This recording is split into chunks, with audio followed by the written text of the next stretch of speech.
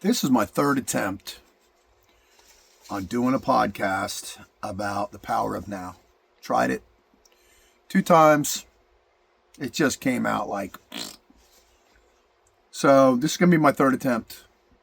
That's how important it is. What I'm looking at is the world versus the word and what it means to you today. What the world says compared to what we need to do. All right. I've got some stuff down here, made some notes, and I'm getting to the point where I don't believe in the existence of the future until we live it. It's always, the future is promised. The past has already happened. It's in a rearview mirror, it's memory. But the present is now. The greatest gift that the enemy, one of the greatest gifts the enemy has ever taken from us is the present. You can't obey God tomorrow. You can't obey him an hour from now. It has to be right now. Everybody is so self-motivated, self-involved, woke, that when you think you're doing something now, you're really not. Okay, does that make sense? Because if it doesn't make sense, that's great. A lot of things we do today does not make sense at all. One of the things in the word, it says, you're not supposed to be anxious about tomorrow. I have it over my door. Pray about everything. Worry about nothing. Worry about tomorrow. Tomorrow's got enough problems for you. And a lot of times prayer is also what the New World gurus just call meditation. Well, if you're meditating to nothing, what are you going to get back? Nothing. A little time to process what's going on. But if you're meditating to God, why not give it to God? I can sit here and tell you about condemnation. You're going here, you're going there after you die. That's not my goal. My goal is for you to repent daily and say, golly, I'm just messing up, God. I'm messing up. Help me. Forgive me. I'm going to forgive my brothers and sisters. That's the only way for me to exist in this world, because everybody's going to offend you. In one way or the other, we've been trained in judgment. We think we're self-reliant. We think we can do it on our own. Then that support, that ladder's pulled away. Our legs are jerked out from under us.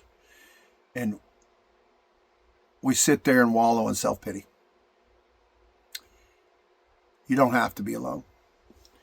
So on my third attempt here, there's a lot of things. There's a thing about, I studied the ancients, and there's a thing where a grandfather clock, it's going back and forth, or your clock is going tick-tock, tick-tock. It should say now, now, now, now, now. One of the most dangerous words a Christian, or even you can say if you're not a Christian, is not the word no. It's I'll do it later. Later, not no, but later. So I've got my screen up here, and this is the way the world looks at it compared to the way the word says it, because there's a lot of back and forth and fighting, and that's not what we're about here. This is to give you information. Again, you don't have to depend on a human alone to get this information. Hard to get along with people today.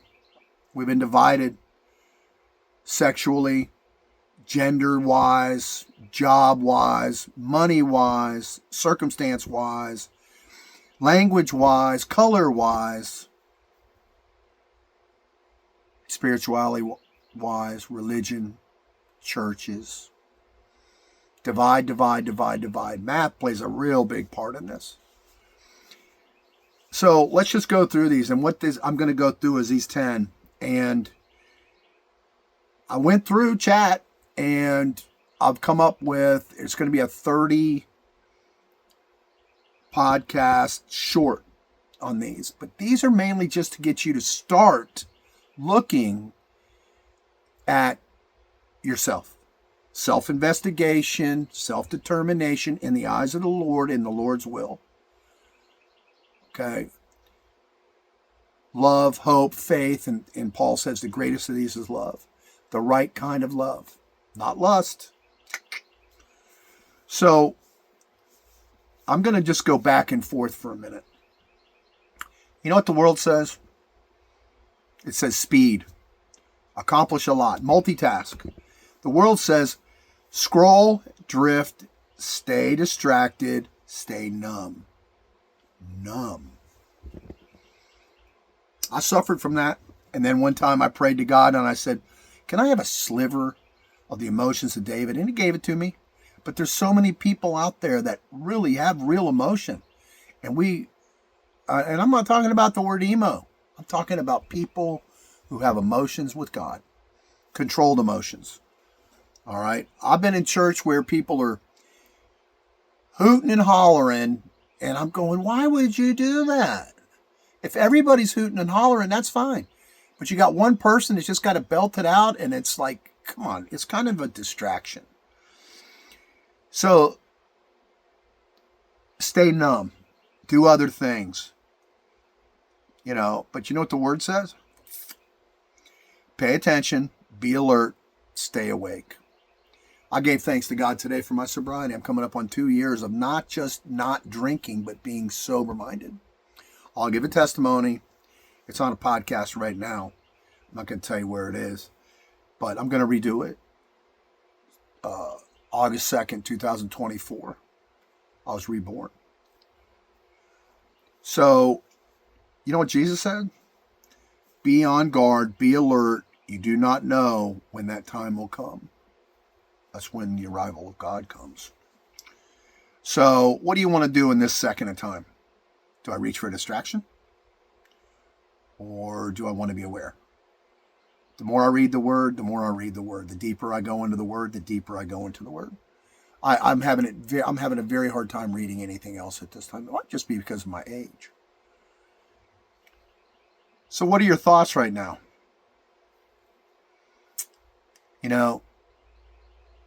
The battle for your soul is fought every second. Every second. I'm not even sure what I think of time anymore. You ever noticed? Yeah, I heard it said, I can't remember which American philosopher said it, but he said, kiss a pretty girl for 5 seconds and it's over in a blink. Put your hand on a hot stove for 5 seconds and it feels like an eternity. What do you think about that? So, on your thoughts, this is thought control. All right?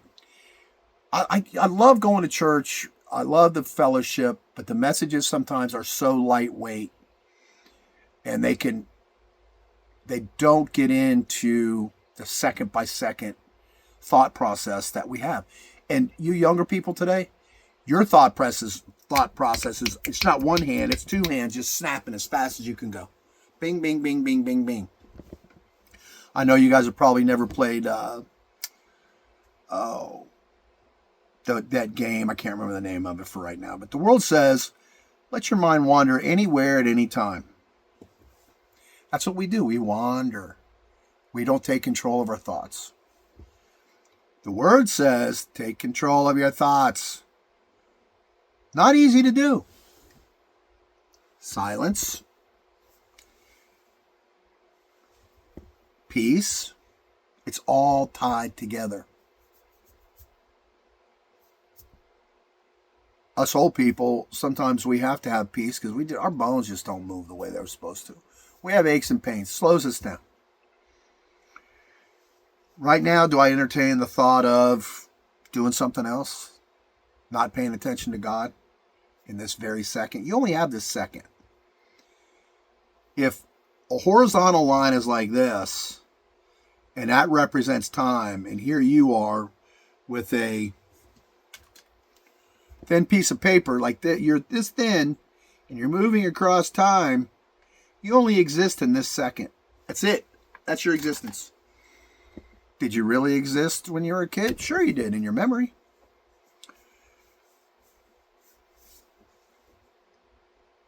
How about speech? Control of your speech. Now, I'm going to break each one of these down into a separate podcast. You might have already drifted away from this right now. But all this is a teaching platform to get you to look at yourself and say, maybe some of this stuff this old man's saying might apply to me today. Huh. I'm not telling you you're going to a place without God. I'm not trying to, I'm under conviction myself, but I'm not trying to convict you of doing anything wrong. Oh, wait a minute. Yes, I am.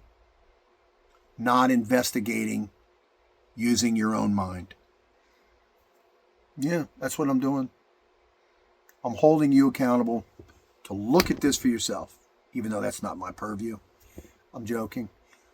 But God's holding you accountable.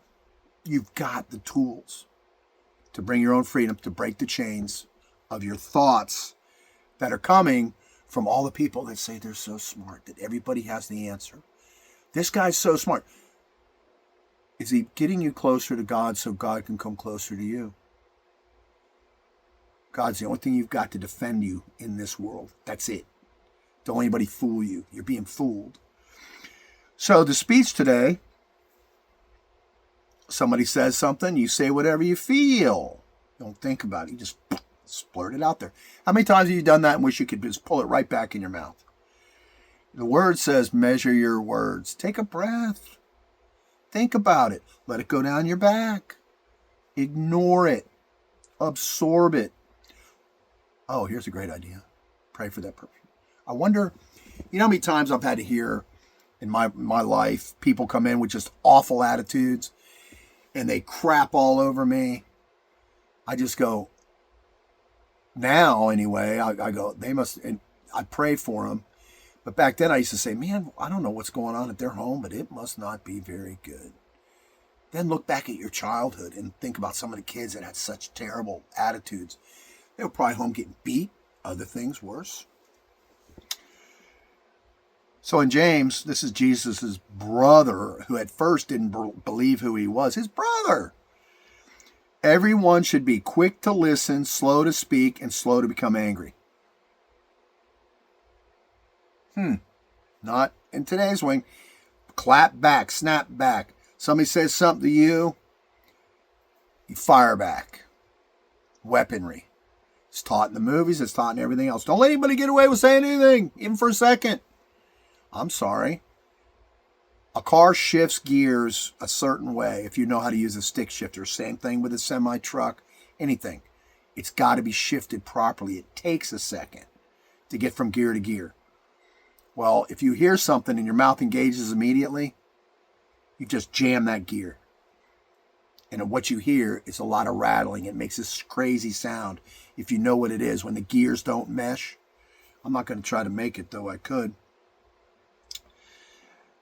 I love this saying, 1 second of silence can save a lifetime of regret. Any parents out there? You ever said something really crappy to your kid? Any kids out there, you ever said anything really crappy to your mom and dad that you wish you'd never said? And then it was said. I have a terrible memory. I'm really good at forgetting terrible things, but sometimes they pop back up. Things that were said to me, things I said, and I wish I could take them back. I know 2 young men that I've said one to one thing and one to the other that to this day, the one I cried and apologized. The other one I never got a chance to apologize to. How about anger? This is a biggie. Everybody runs around today in anger. Now remember, this podcast, this one is just to give you an overview of what we're going to dip into. How many of you have anger issues? Take pills. Go to a psychologist. Psychologist doesn't include the word God. I just watched a video on YouTube about a children's hospital. It says, we believe in hope. Hope in what? We believe in hope. The power of hope. Hope is a feeling. Hope is an expectation of something you don't have yet. Boy, I hope that I can get up out of this chair and walk out that door and not fall down those steps when I get out of here. Boy, that's another hope. So right now, the world says, express it, vent it, let it out. Don't hold it inside. Well, that's another thing about self-control. Do you have self-control? You have to practice. And one of the things about self-control is shutting your mouth.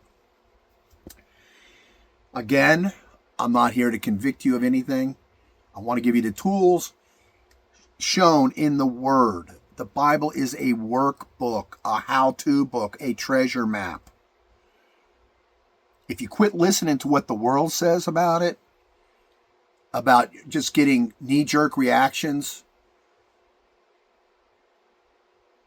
and you start looking at this, it will open your eyes. And you're going to find out that you're going to lose friends, not because you say anything to them, but you're going to be like, I just don't want to hang. They're so negative. Why do I want to hang around negative people?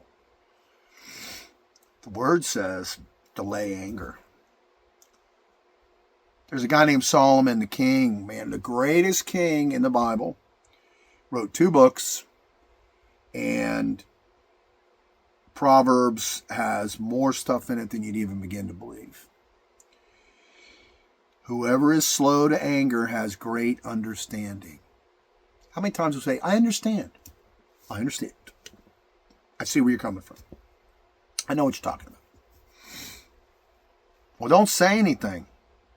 It's better to be quiet and let them think you're stupid than open your mouth and prove it. It's an old sales trick. So right now, do I explode? Do I restrain?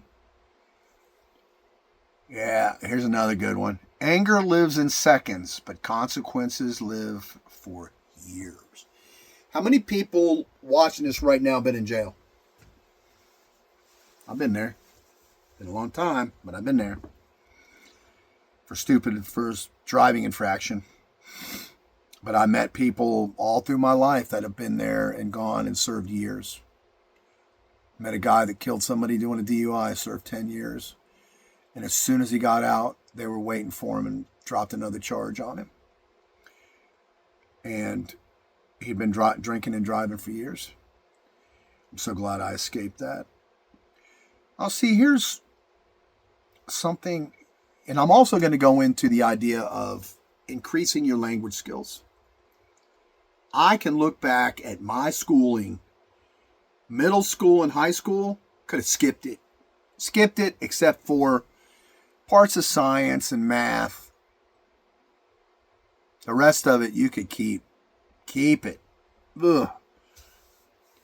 So here's what the water, the glass is half full or half empty. Which one are you? Okay, if it's half full, hey, that's cool. If it's half empty, you're going, man, it's not full. Gratitude.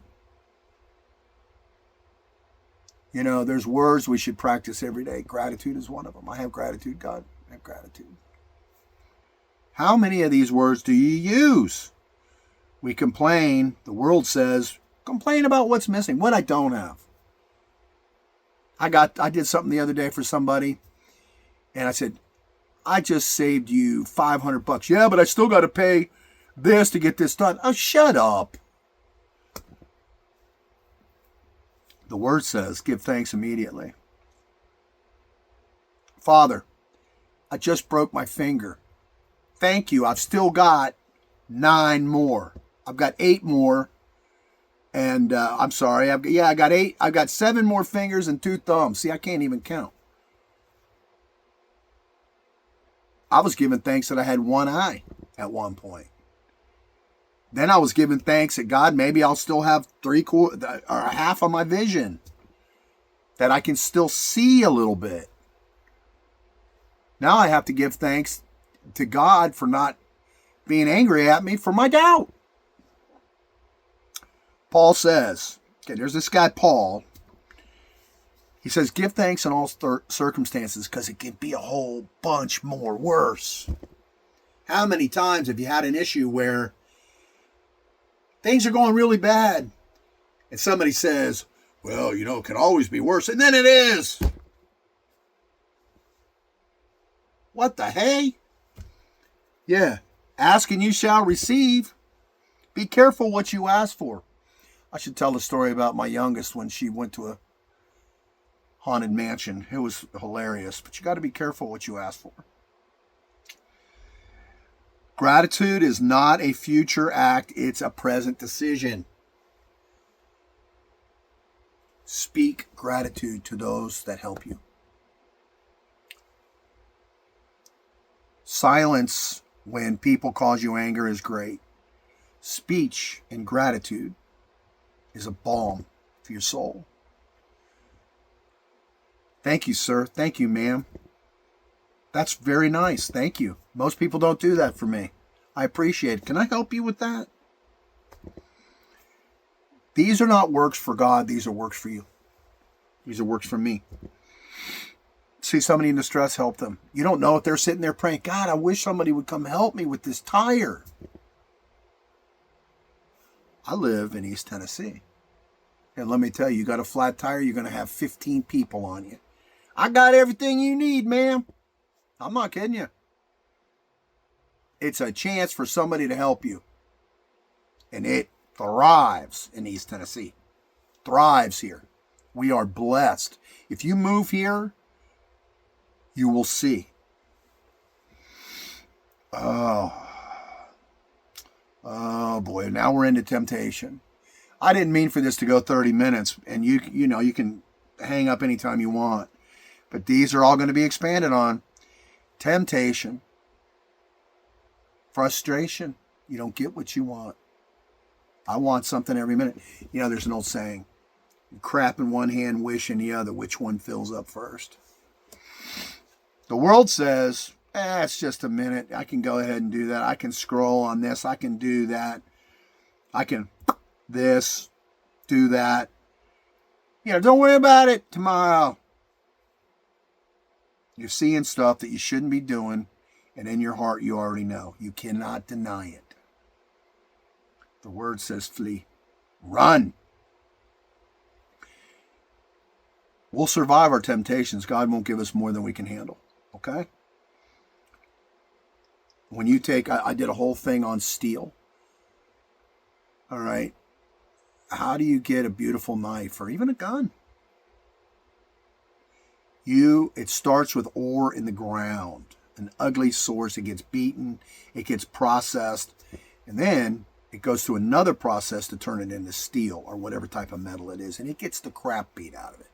Look and see how a Damascus steel sword is made, or a samurai sword. It's beaten thousands and thousands of times with massive amounts of pressure to turn it from an ugly clump of metal into something absolutely beautiful. God's going to provide a way out. Some of us have to take a bigger beating than others. That's where temptation comes in, where you're tempted continuously, you fail, you take a bigger beating, just like that sword.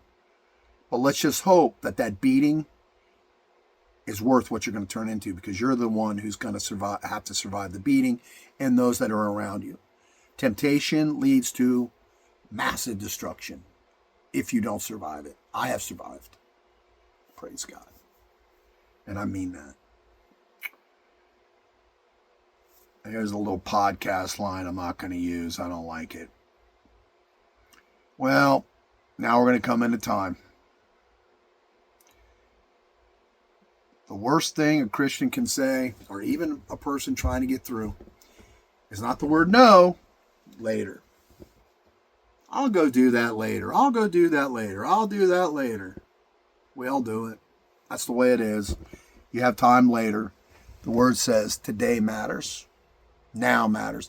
A great sales technique when I learned a long time ago is, instead of saying, well, sir, what would you like to do today? No. You say now. Okay, well, let's get you started now. We're assuming the sale. Now, let's go. Well, what would hold you back? You already did all the investigation you needed on all the other policies I showed you, all the other properties that were shown to you. The price range, it wasn't right. Now the price range is right. What is holding you back? You got to talk to your wife? You got to talk to your husband? Well, you already did. They said do this, so you've got the power, right? Yes or no? That's selling. That's closing. Asking now. So today matters. What are you doing now? This is one I pulled out. Tomorrow is imaginary. Right now is real. 10 minutes ago is memory. 10 minutes and from now, let me tell you a story. So, a person I knew very energetic, 30s, drove a Jeep, very cocky, elevated to certain heights of management at a young age that I didn't believe they really deserved because their practices didn't really match what was coming out of their mouth. And I've managed people and I've taught managers. And this person was driving down the road, and the report was they veered off the road, ran head on into a tree, and were killed. Now remember, they're in a Jeep. All right. Hit it, not that great, especially at high speed. Everybody's, oh gosh, la la la la, kids, husband and wife, blah blah blah, and you're hearing all that, and everybody is in horrible mourning. Well, this person thought they had everything going on. They were texting while driving. They were texting their affair partner. And so first the death comes. Then everybody finds out. The spouse and the kids are devastated and crushed. And then the spouse finds out what was going on with the phone. Because the police pulled it up. There were timestamps. They were in the middle. And the circumstances fit a model for texting while driving and having a wreck. So, how does that go? You think you've got time? You got right now. What are you doing? Don't be that person thinking you've got all this stuff ahead of you and you crash and you're killed.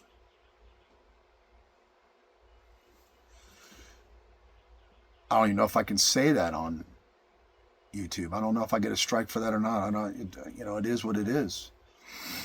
Fear? How about fear? The world says, stay safe. Stay in your spot. Stay in your lane. Well, when they say the fear of the Lord, it means awe. The word says trust God immediately, every second. Listen, I'm going to admit, this is a sin of mine. I find myself worrying about money in the world all the time. Back and forth, back and forth, back and forth. That comes into forgiveness. Jesus died for our sins. One time. One time. We have to forgive others. Radical forgiveness. They say, I can't remember what it says about courage and war. I wish I could. But it only takes a second to be a coward or a hero. So, Jesus says, be strong and courageous, for the Lord your God will be with you. Now we go on to forgiveness. I'm almost done. World says hold on to it. How many movies have you watched where the family's wiped out and the guy goes and gets revenge, kills the bad guys, and everything's good? And usually he runs off with another woman who makes it all better. Or she runs off with another man or whatever. Dumbest stuff I've ever heard in my life. I always hated it when I saw it. Really? You're just going to forget your wife and kids who were murdered by the cartel or by somebody else? Okay.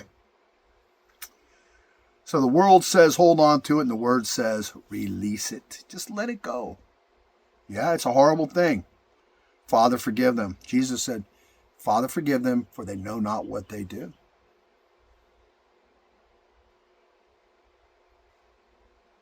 Last one, focus. A lot of pills out there today. A lot of things to keep you focused. Exercises to keep you focused. Me too. I lose my focus all the time.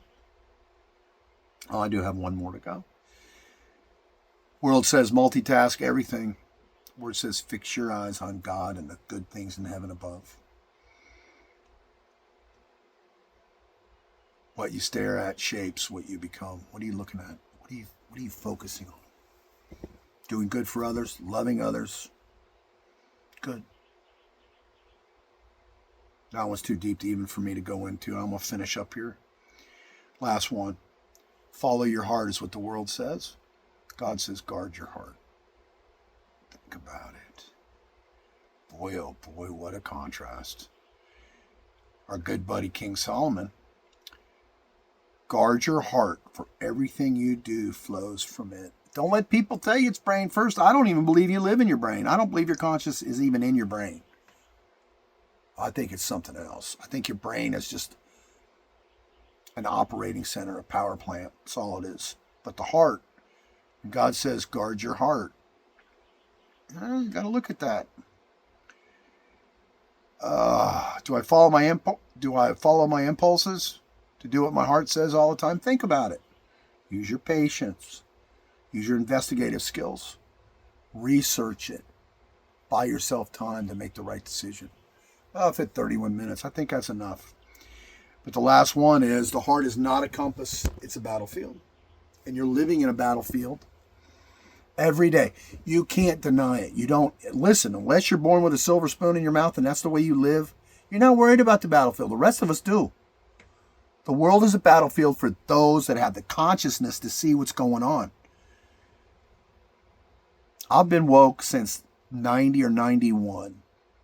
The real woke, to see what's going on. And I learned really quick to shut my mouth because people thought I was crazy.